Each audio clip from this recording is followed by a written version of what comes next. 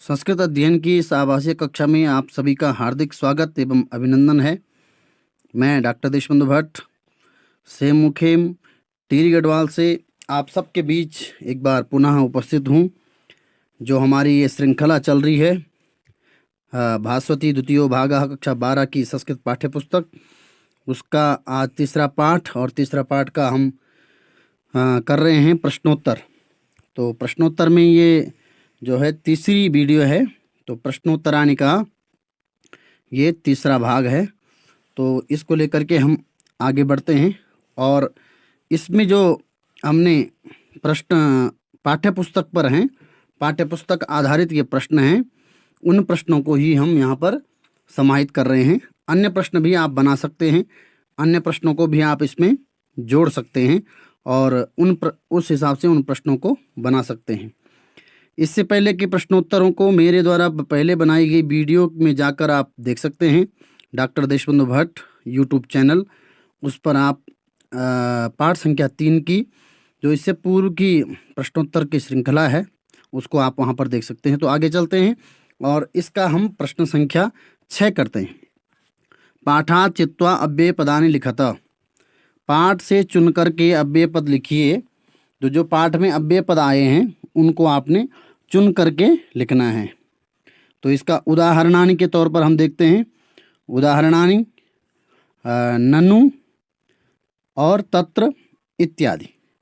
तो ननु और तत्र ये इसमें उदाहरण के लिए दिए गए हैं। तो हमने पाठ से चुन करके इसके अव्यय पद यहाँ पर लिखे हैं।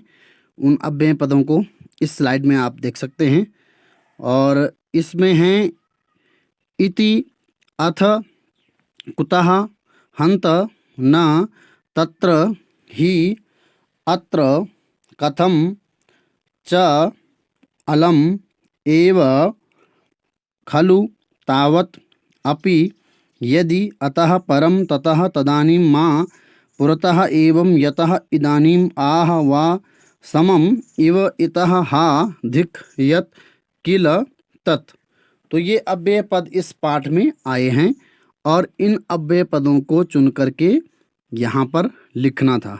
तो ये एक प्रश्न है और प्रश्न संख्या 6 आपका ये संपन्न होता है। तो आगे की स्लाइड में हम देखते हैं प्रश्न संख्या 7। अधोलिखितेषु पदेषु प्रकृति प्रत्ययो पृथक कृत्वा लिखत। नीचे दिए गए शब्दों में, पदों में प्रकृति और प्रत्यय को अलग करके लिखें। तो यहाँ कुछ पद दिए गए हैं।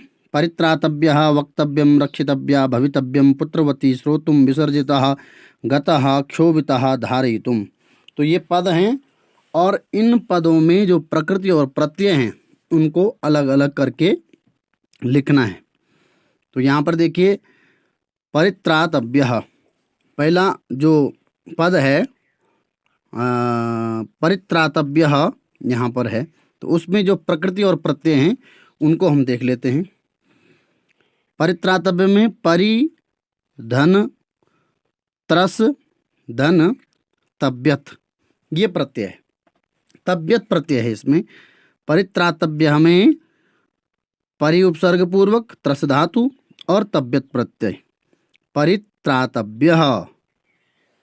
इसमें अगला जो पद है, अगला पद है वक्तव्यम। वक्तव्यम में वच धातु तव्यत प्रत्यय, नपुंसकलिंग में वक्तव्यम बन जाता है। वच धातु तव्यत प्रत्यय। अगला देखते हैं रक्षितव्या। इसमें है रक्ष धातु और तव्यत प्रत्यय। स्त्रीलिंग में रक्षितव्या बन जाता है। पुल्लिंग में रक्षितव्यः, नपुंसकलिंग में रक्षितव्यम और स्त्रीलिंग में रक्षितव्या। इसी तरह अगला है भवितव्यम। भू धातु तव्यत प्रत्यय, नपुंसकलिंग में भवितव्यम। अगला शब्द है पुत्रवती। पुत्र धनवतु, स्त्रीलिंग में पुत्रवती। अगला है श्रोतुम। श्रु प्रकृति है और तुमुन प्रत्यय है। श्रुधन तुमुन, श्रोतुम। विसर्जितः, वि उपसर्ग पूर्वक सृज धातु क्ता प्रत्यय, विसर्जितः। अगला है गतः। गम धातु क्ता प्रत्यय गतः। इसी तरह क्षोभितः क्षुभ धातु क्ता प्रत्यय एवं धारयितुम ध्री धातु और तुमुन प्रत्यय। तो ये प्रकृति प्रत्यय वाला जो ये प्रश्न था किसमें प्रकृति और प्रत्यय को अलग अलग करके लिखना है। तो ये इस प्रकार से प्रकृति और प्रत्यय का विभाग हुआ। अब अगली तरफ चलते हैं और अगला जो प्रश्न है उसको देखने की कोशिश करते हैं कि अगला प्रश्न संख्या 8। तो प्रश्न संख्या 8 में अधोलिखितानां पदानां संस्कृत वाक्येषु प्रयोगः करणीयः।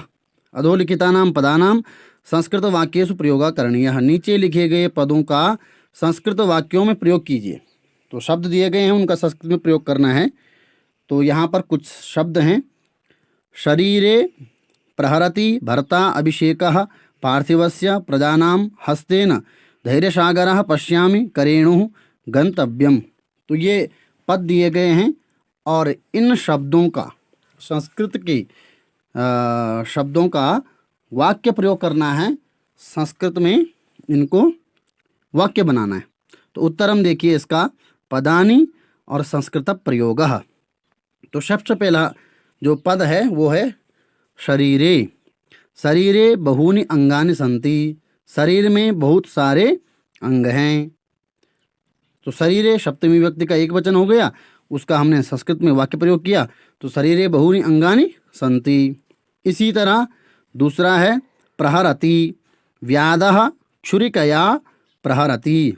व्याध छुरिका से, छुरिका अर्थात तलवार या चाकू, चाकू से प्रहार करता है। इसी तरह तीसरा है भर्ता। ईश्वरः संसारस्य एकैव भर्ता अस्ति। ईश्वर संसार का एकमात्र भरण पोषण करने वाला है। अगला देखते हैं अभिषेकः। अगला शब्द है अभिषेकः। पित्रा पुत्रस्य अभिषेकः क्रियते। पिता के द्वारा पुत्र का अभिषेक किया जाता है। इसी तरह अगला है पार्थिवस्य समुद्र पर्यंतम पार्थिवस्य राज्यः अस्ति। अर्थात समुद्र पर्यंत राजा का राज्य है। पार्थिव अर्थात राजा। इसी तरह अगला शब्द है प्रजानाम। राजा प्रजानाम रक्षकः भवति। राजा प्रजा का रक्षक होता है। प्रजानाम षष्ठी विभक्ति का बहुवचन प्रजानाम। इसी तरह हस्तेन। माता हस्तेन पुत्रम ताड़यति। माता हस्त अर्थात हाथ से पुत्र को ताड़ती है। एवं अगला है धैर्यसागरः। युधिष्ठिरः धैर्यसागरः आसीत्। युधिष्ठिर धैर्य के सागर थे। धैर्य से सागरः धैर्यसागरः, धैर्यसागर थे। इसी प्रकार पश्यामि। अहम चलचित्रम पश्यामि। मैं चलचित्र अर्थात मूवी फिल्म देखता हूँ या देख रहा हूँ। इसी प्रकार करेणुः। करेणुः सरोवरे निमज्जति। करेणु का अर्थ होता है हाथी। करेणु हाथी सरोवर में स्नान करता है। इसी प्रकार गंतव्यम। मया नगरम न गंतव्यम। मुझे नगर नहीं जाना है या मुझे मेरे द्वारा नगर नहीं जाना चाहिए। तो इस प्रकार ये जो संस्कृत के पद थे इनका इस प्रकार संस्कृत में प्रयोग किया जाता है। कौन सा शब्द, कुछ भी वाक्य इससे आप बना सकते हैं, अन्य वाक्य भी इससे बन सकते हैं। तो अगला प्रश्न हम देखते हैं प्रश्न संख्या 9।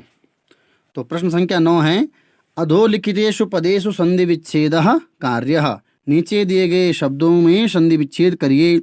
रक्षितव्येति गुणेनात्र शरीरेरिः स्वजनस्तथा येना कार्यं खल्वस्मत् किमप्यभिमतं हस्तेनैव दग्धुकामेव। ये शब्द यहाँ पर दिए गए हैं। तो इनका उत्तर देखिए। उत्तरम पदानि और संधि विच्छेद। तो हमने इसका संधि विच्छेद किया है रक्षितव्येति। रक्षितव्या धन इति, यहाँ पर हो गई गुण संधि। रक्षितव्या धन इति। इसी तरह गुणेनात्र। गुणेन धन अत्र। गुणे नात्र, यहाँ पर गुणेन और गुणेन का णकार का नकार का आकार और उधर अत्र का आकार मिलकर के दीर्घ संधि हो गई गुणेनात्र। इसी तरह शरीरेरिहि, शरीरे धन अरिहि एंगः पदांता दति, इस सूत्र से पूर्व रूप संधि एंगः पदांता दति शरीरेरिहि। इसी तरह स्वजनस्तथा, इसका संधि विच्छेद होगा स्वजनः धन तथा, स्वजनः धन तथा, स्तोष्णाश्चु से विसर्ग को सा हो गया स्वजनस तथा। अगला है येना कार्यम, येन धन अकार्यम, येन के आकार का और उधर अकार का आकार का दीर्घ हो जाएगा एक रूप, तो येना कार्यम। खलु अस्मत्, खलु धन अस्मत्, इसमें गण संधि उकार के स्थान पर वकार। इसी तरह किमप्यभिमतम, किम धन अपि धन अभिमतम, यहाँ पर दो जगह संधि है। किम और अपि में तो अज्हीनम वर्णम परेण संयोजन से अचहीन वर्ण जो है उसके साथ अच मिल जाता है, तो किम माँ पूरा हो जाएगा। और पी में जो ई है उसमें क्या हो जाएगा, ई के स्थान पर या हो जाएगा किमप्यभिमतम, यह रूप बन जाएगा, यह शब्द सिद्ध हो जाएगा किमप्यभिमतम, तो यण संधि। अगला है हस्तेनैव, हस्तेन धन एव, यहाँ पर वृद्धि संधि हस्तेन एव। दग्धुकामेव, दग्धुकाम धन एव, दग्धुकामेव। तो इस प्रकार ये पाठ संख्या 3 के हमारे सारे प्रश्न संपन्न होते हैं। अगली कक्षा में उपस्थित होता हूँ, तब तक के लिए धन्यवाद।